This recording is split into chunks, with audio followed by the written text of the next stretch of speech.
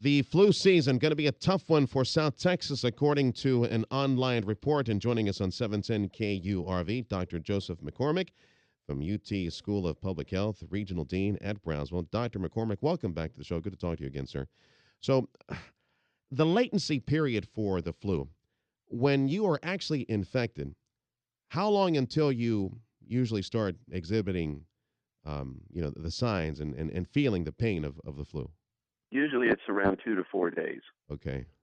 Depends on the dose you get, but the higher dose, the faster it goes. I've been trying to backtrack as to what happened to me this past weekend.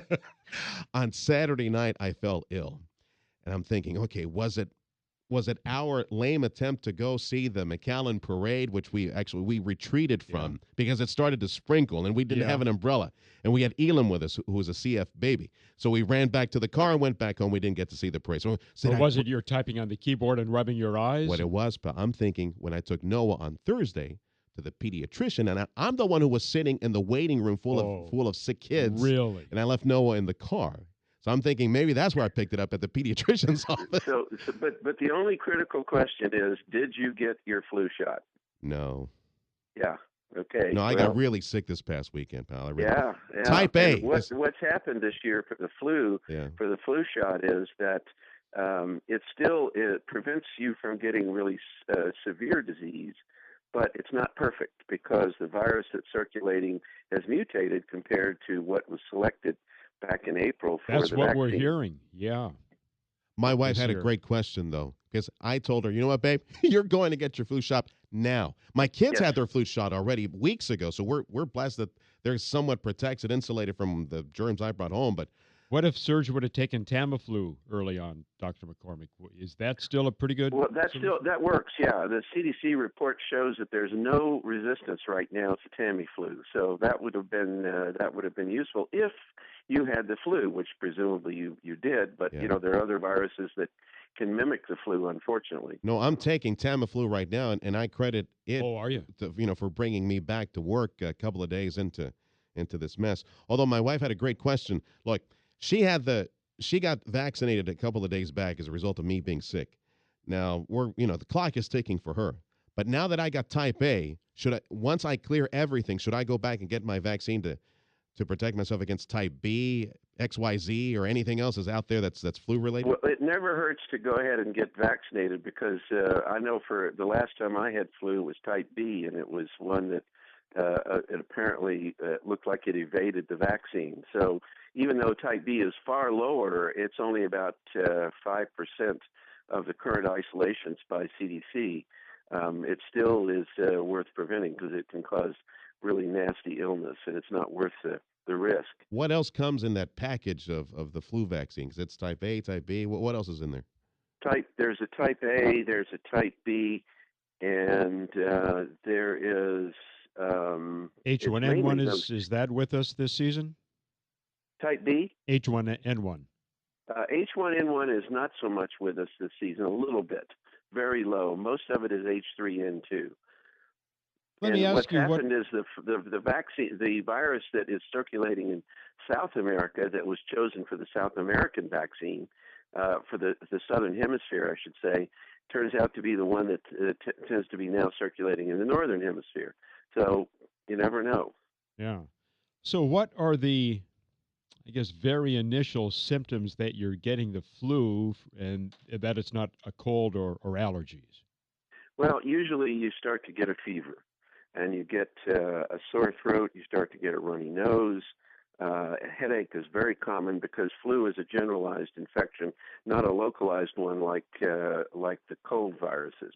And pretty early on, you get fever, and if it's fairly severe, then you start to get chills and just body aches all over. And that usually tells you you've got the flu and not just a localized cold virus. And if you get it once in the season, can you get it again?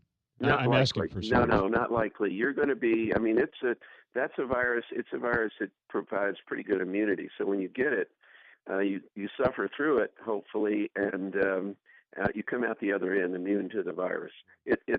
it would be a super vaccine. That's not the way you want to get vaccinated. No, that wasn't very fun. Let me point out that, let me point out, though, that we're on the cusp of a rise in Texas. The CDC divides the country up into 10 regions. And right now, our region, which is Region 6, which includes Texas and Oklahoma and Louisiana, Mississippi, New Mexico, right now we are the highest rate of isolation in the country. And it looks like we're on the cusp of a real epidemic. So my point is, over the next 2 to 4 weeks, we're going to see a pretty rapid rise, I would guess, in flu for this year. Now, the good news is, right now, there's not a lot of hospitalizations. The bad news is we have a very high rate of obesity, diabetes, and cardiovascular disease, as we've talked about before on this program. And all of those are significant underlying risk factors for being hospitalized with influenza. So I would urge anyone who's got any of those underlying problems, and we know there are lots of them here, please go get your flu vaccine. Also for children. Dr. Joseph McCormick, he's the regional dean at Brownsville for the UT School of Public Health. Our guest right now on 710 KURV. The flu season is going to be a bad one here in South Texas. Yeah, tell me about it. So how does Tamiflu work, Doc? Tamiflu works by inhibiting the virus from replicating. Okay. When it gets into the cell, viruses have to depend on getting inside cells to replicate, and Tamiflu prevents that. And so it affects directly the virus' ability to replicate. When it does that, then the virus obviously can't spread. And flu is transmitted. It's an airborne disease, right? Flu is transmitted very easily. So wow. It's airborne. It can be it's pretty hardy, so it can sit on surfaces for a while. This is why it's important to, the standard things: cover your mouth when you're sneezing. If you're sick, don't go to work or to school, and wash your hands as frequently as possible, and stay away from really close contact with friends or family members, so you limit the spread. Yeah. Good idea to keep a can of Lysol on hand, wipe down countertops and keyboards with sanitary type of. Well, I think you can go to any extreme you want. I don't know how effective. We don't have any data, I don't think, to say how effective that would be. Really, as opposed to just washing your hands and covering your mouth, which is what prevents the virus from getting on those surfaces in the first place. Major disadvantage. This thing is airborne. So, when did I stop being contagious, Doc? Good question. So did you have fever at all? Yes, I did. Very bad on Saturday and Sunday. Fever, yeah. It sounds like you had you got it.